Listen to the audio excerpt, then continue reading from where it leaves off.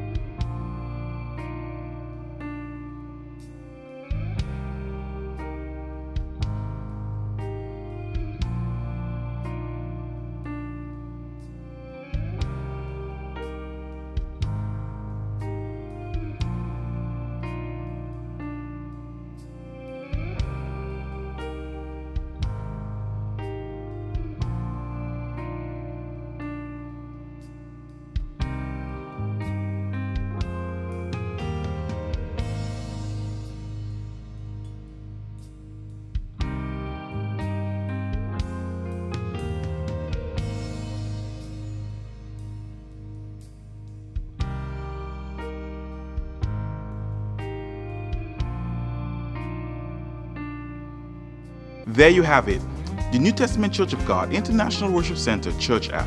Share it with family and friends.